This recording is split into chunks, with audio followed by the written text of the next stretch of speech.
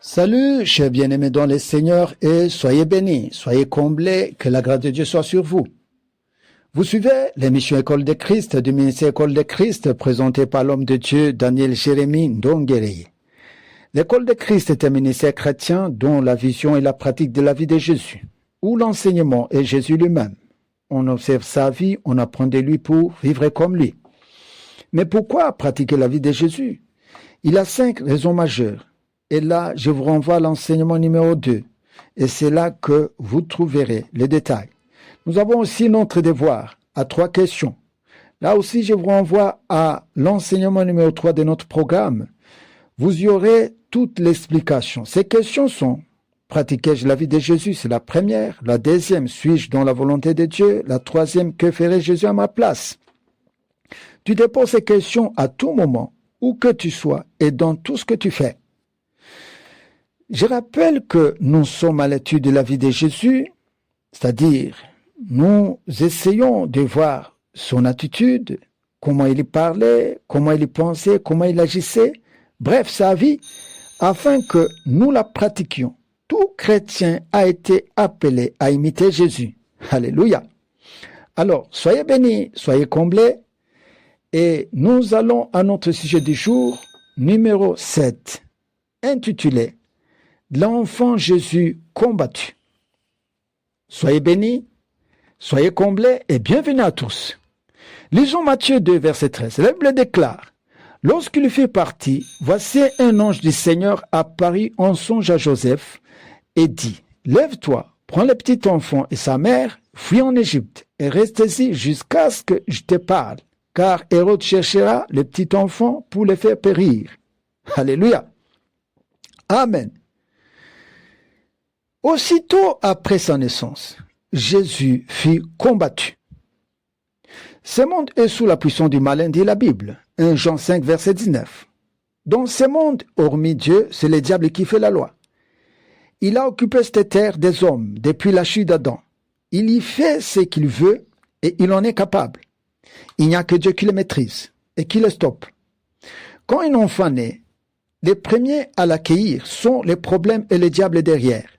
On dirait que son premier cri, au sortir du sein maternel, est la frayeur de ce qu'il trouve dans son monde nouveau, ce monde où il arrive.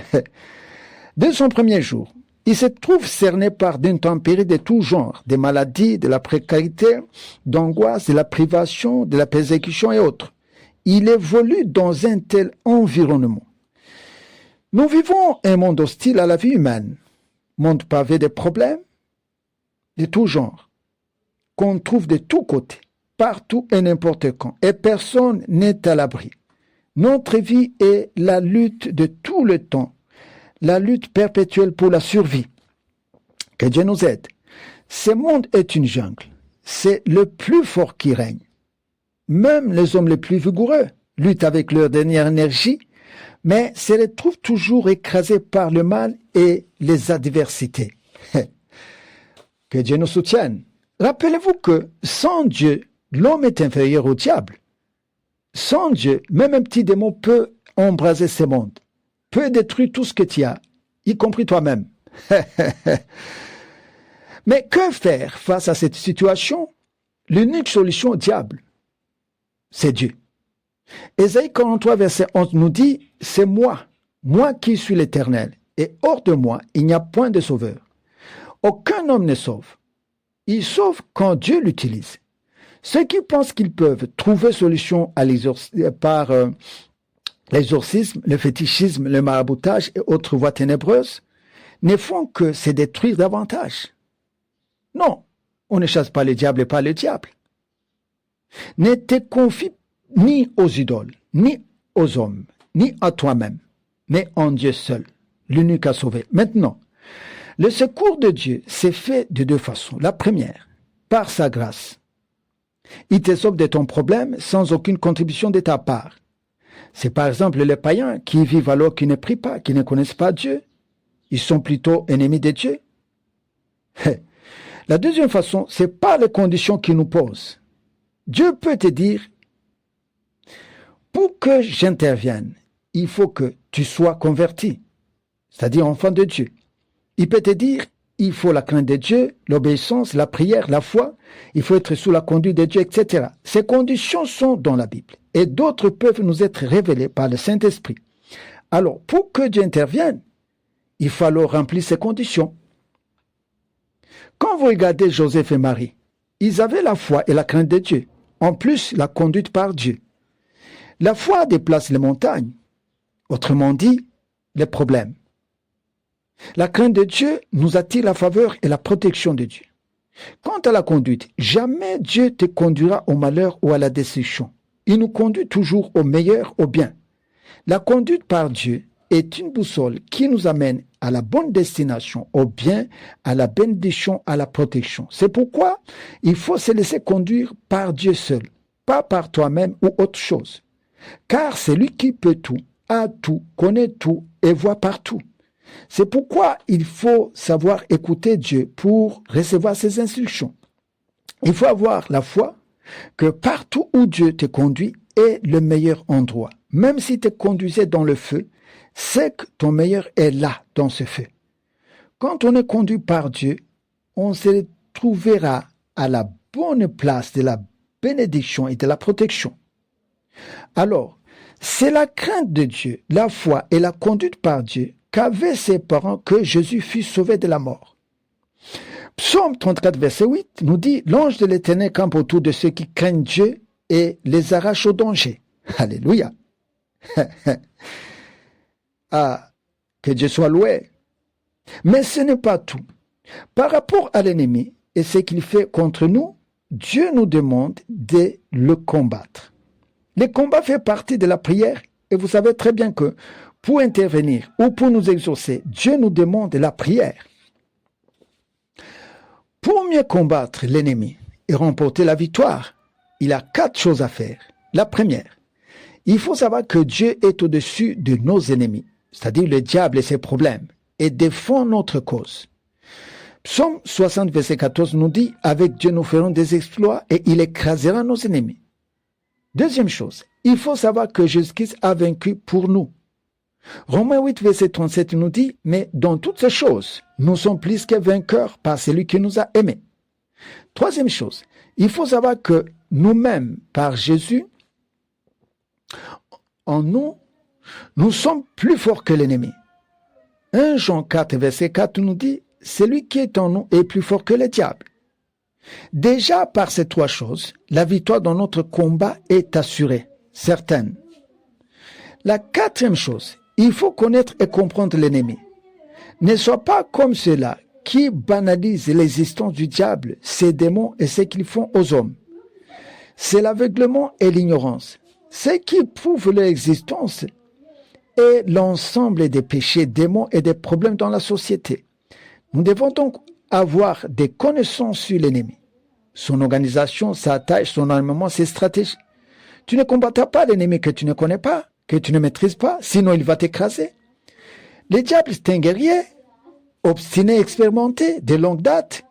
Il a son armée, son équipement et connaît bien l'homme pour le combattre, pour le détruire. Il sait où frapper, quand et comment le faire. Et il nous connaît mieux. Mais nous, souvent, nous ne le maîtrisons pas. Nous ne maîtrisons pas ce qu'il fait et comment il opère.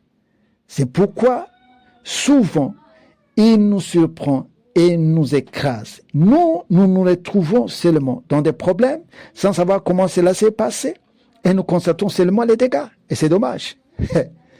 Si Dieu lui-même s'est déplacé sur terre, là j'ai parlé de Jésus, pour défendre la vie humaine, croyez-vous que c'est de l'amusement? Non. Donc, vous comprenez que quand on parle du diable et de ce qu'il fait, c'est sérieux. 1 Jean 3, verset 8 nous dit « Jésus a apparu pour détruire les œuvres du diable ». Maintenant, pour nous défendre contre le diable, Dieu ne le fait pas seul. Il nous utilise. Il nous donne le pouvoir, la puissance, les armes pour le combattre. Matthieu 10, verset 1er, Luc 10, 19, Ephésiens 6, 10 à 17, nous montrent la mission que Dieu nous a donnée contre l'ennemi et les armes à utiliser. Justement, beaucoup de ceux qui ont pratiqué le combat se sont libérés de leur maladie, de leur péché, de la mort et autres problèmes, ont libéré leurs bénédictions, ont défendu l'œuvre de Dieu, ont libéré les âmes perdues, etc. Bien-aimé, je t'invite à faire de même. C'est des pratiques du combat. Apprends comment combattre le diable et ses actions. Il y a ceux qui connaissent la théorie et la pratique du combat, va apprendre d'eux. Fais-le pour défendre ta vie, la vie des autres, le royaume de Dieu. Les âmes sont dans la Bible. Il y a le nom de Jésus, le sang de Jésus, la parole de Dieu, le feu de Dieu, etc. Les stratégies sont la sanctification et le Saint-Esprit. Tu auras des combats, sache-le très bien. Parfois de toutes parts et de toutes sortes, mais Jésus a vaincu. Mais sa victoire ne signifie pas que nous croisions les bras.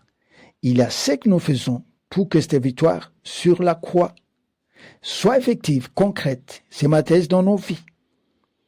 Je vous fais comprendre cela par une illustration. De loin, quelqu'un t'envoie un colis contenant quelque chose dont tu étais incapable de te procurer.